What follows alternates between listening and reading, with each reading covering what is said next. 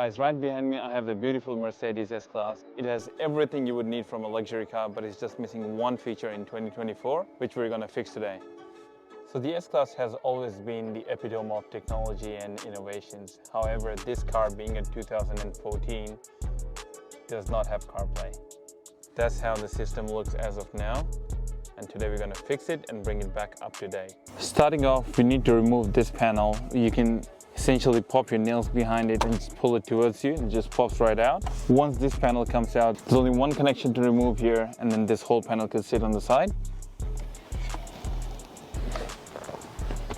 Alright, once that panel is out, you can leave it to the side, and then you can see there's two more plugs here that we need to remove. They're both clips.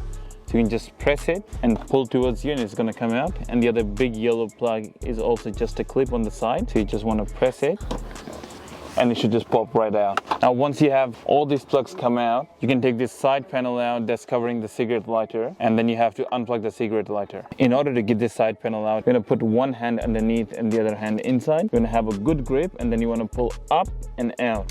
So you wanna put up and out, and that should pop out. You wanna do the same on the other side, so get your hand in there, get the other hand underneath the panel, and put up and out.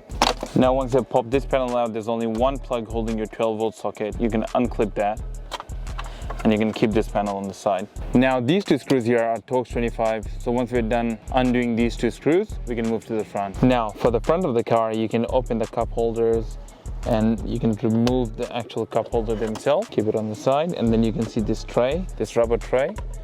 So once you take this rubber tray out, you can see there's two more Torx 25 in there. Now once you're finished undoing those two screws, this whole panel can come up and behind. You don't even need to remove the whole panel.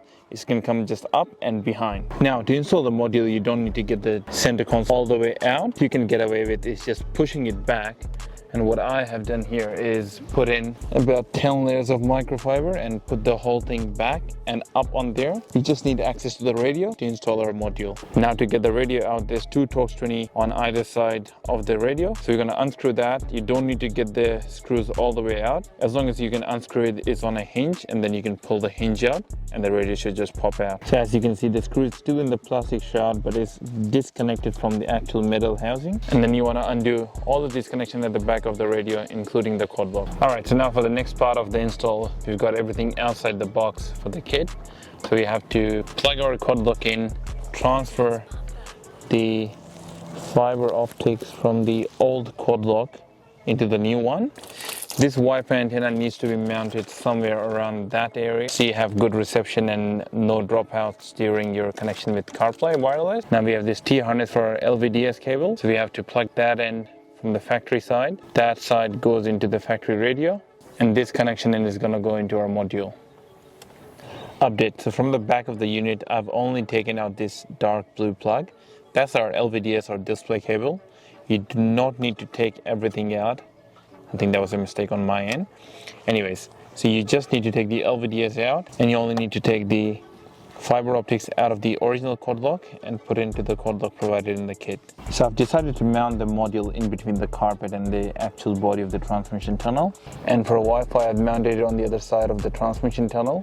So it's closer to the phone and the driver and away from any other electronic. What I'm going to do now is plug everything back in, tidy this all up, and this USB is going to go underneath this panel and into the center. Once I'm done with everything, we'll start testing. Now to get into the CarPlay interface, you have to press and hold the favorite button here. I'm going to press and hold, and that should bring us to the CarPlay settings. Now to get started with wireless CarPlay, all you have to do is use your knob, go onto Bluetooth, and on your phone you have to go into the settings and pair to the device that says Limsit Box 812E. So I'm going to just do the pairing now.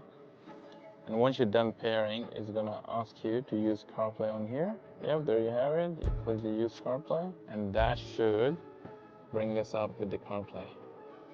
Now you can use your dials to control it. You can also use the same favorite button as your home button. I can go switch between the main screen and home screen. And now to test the audio, I have to go back into the factory settings. I'm going to press and hold.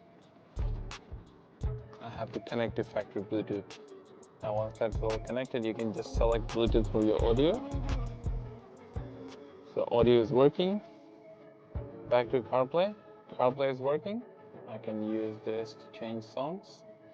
And one special thing about our modules is you are also able to see the playing song.